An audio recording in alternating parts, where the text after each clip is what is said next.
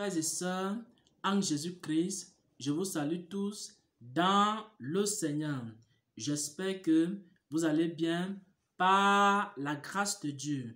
Je partage en ce jour une révélation qui concerne la paix dans le foyer.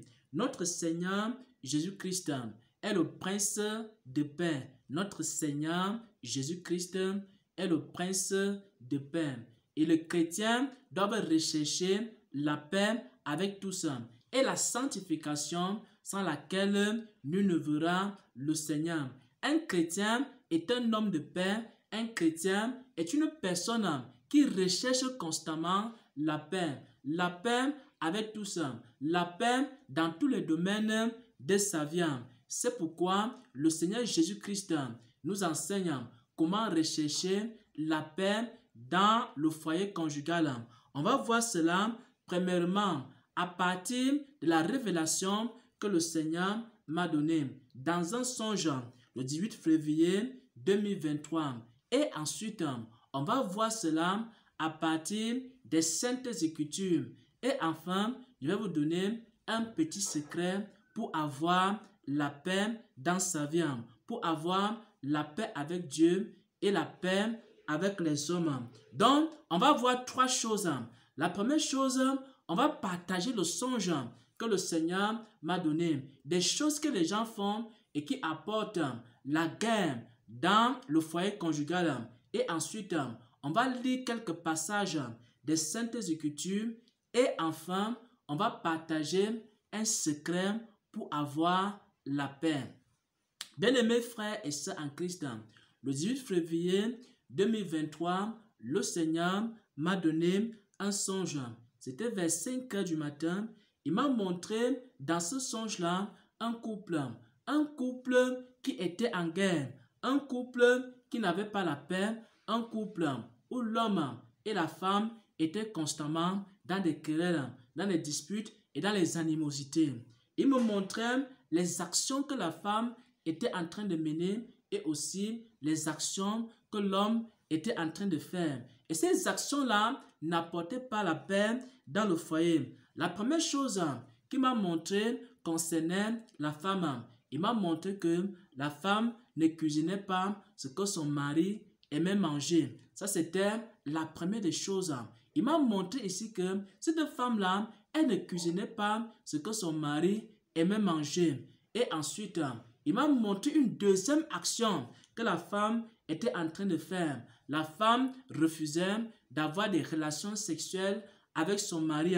Et ces deux actions que la femme menait, maintenant, apportaient la guerre dans le foyer. Et son mari était constamment en colère. Et parce qu'il était en colère, il se comportait mal dans le foyer, dans la maison. Et à la fin, il commençait à ne pas prendre soin de sa famille.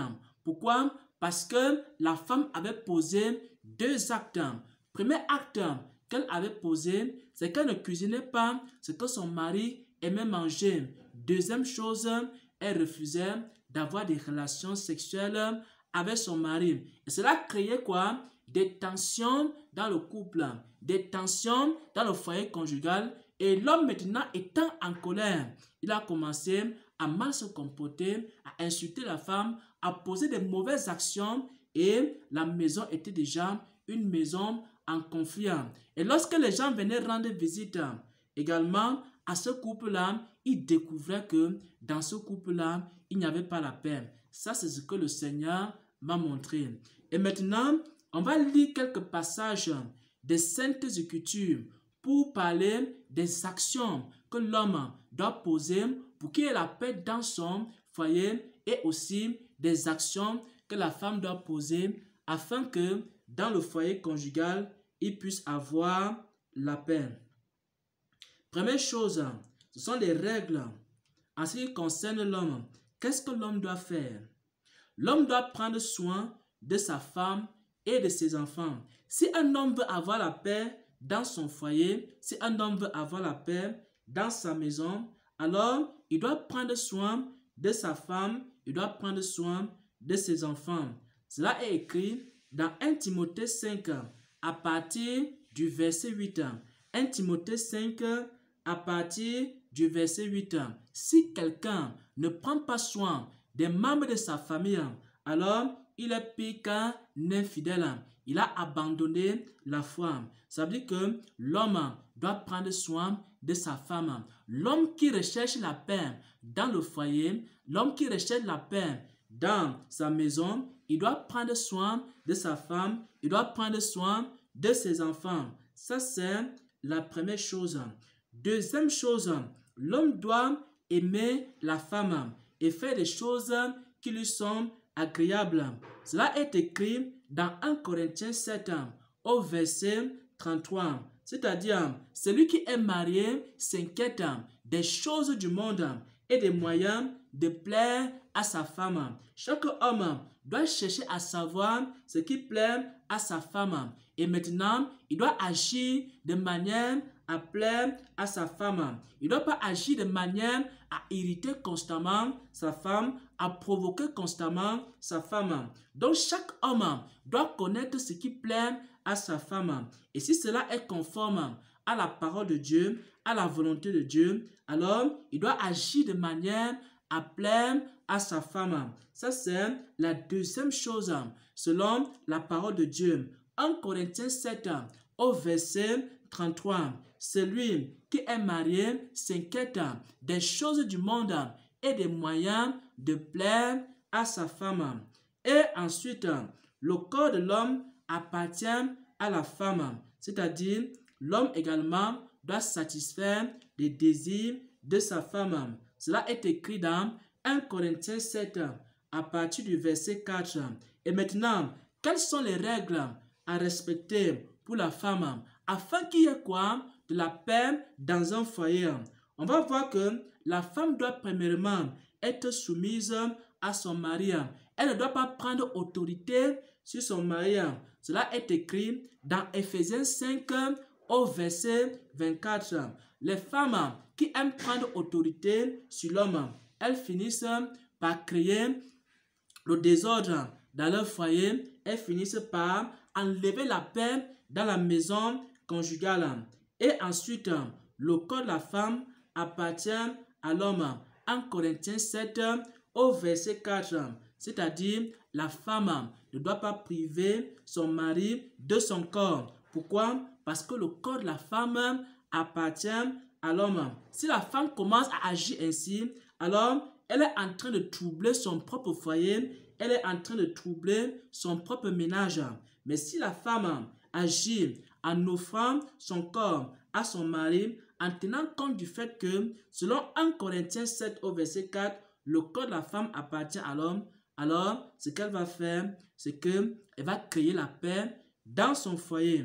Et ensuite, troisième chose que la femme doit faire, elle doit chercher à plaire à son mari.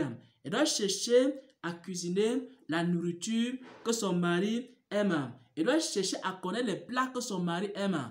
Et maintenant, quand elle connaît ces plats-là, elle doit commencer à cuisiner ces plats. Si tu prépares seulement la nourriture que ton mari n'aime pas, alors tu n'es pas en train de chercher la paix dans ton foyer. Si tu agis seulement de la manière que ton mari n'aime pas, tu n'es pas en train de chercher la paix dans ton foyer. Tu dois donc chercher à connaître tout ce que ton mari aime. Et si cela est conforme à la saine doctrine, alors il faut lui donner ce qu'il aime. Ça, c'est le troisième point. Comment est-ce que la femme, elle peut faire pour avoir la paix dans son foyer? Voilà, bien-aimés frères et sœurs en Christ, quelques conseils bibliques qu'on peut donner au couple pour avoir la paix. Et maintenant, je vais partager la troisième chose. La troisième chose, c'est un secret que le Seigneur m'a donné. Le Seigneur m'a fait comprendre que c'est lui qui est le prince de paix. C'est lui qui peut donner la paix et c'est lui qui peut retirer la paix. Écoutez attentivement la parole de Dieu. Dieu est le prince de paix. Jésus est le prince de paix. En tant que le prince de paix, il peut vous accorder la paix, il peut aussi vous retirer la paix. Si vous marchez selon ses voies, vous marchez selon sa parole, vous marchez selon ses instructions et que vous commencez à prier, alors Dieu va apporter la paix dans votre foyer. Même si votre foyer est divisé, même si vous ne partagez pas la même foi, Dieu est capable d'apporter la paix dans ce foyer. Il faut commencer à croire que Jésus-Christ est le prince de paix et qui peut imposer la paix dans votre foyer. C'est pourquoi la Bible dit ceci: lorsque Dieu approuve les voies d'un homme, il dispose même ses ennemis à faire la paix avec lui. Même si tu vis avec un ennemi, même si tu côtoies tes ennemis, Dieu est capable d'imposer la paix entre toi et tes ennemis. Pourquoi? Parce que lorsque Dieu approuve les voies d'une personne, il dispose même ses ennemis à faire la paix avec lui. Donc, il faut comprendre que on ne peut pas avoir la paix si on ne travaille pas avec le prince de paix. Lorsqu'il y a des problèmes dans ton foyer, lorsqu'il y a des soucis dans ton foyer, ne cherche pas à résoudre ça par ton intelligence. Ne cherche pas à te venger toi-même. Ne cherche pas à créer un ensemble de choses pour essayer de te venger des choses que ton conjoint a eu à faire ou alors ton conjoint a eu à dire. Lorsque tu fais face à des difficultés, alors retire-toi et commence à parler au prince de paix. Pratique ces instructions selon la parole de Dieu et commence à demander au prince de paix d'amener la paix dans ton foyer. Et si tu agis ainsi, Dieu va restaurer la paix dans ton foyer. Il ne peut pas avoir la paix dans un foyer si le prince de paix lui-même ne met pas sa main dans ce foyer. Il ne peut pas avoir la paix dans une famille si le prince de paix ne met pas sa main et ne met pas sa paix dans cette famille. Il ne peut pas avoir la paix dans une ville si le prince de paix ne met pas la paix dans cette ville.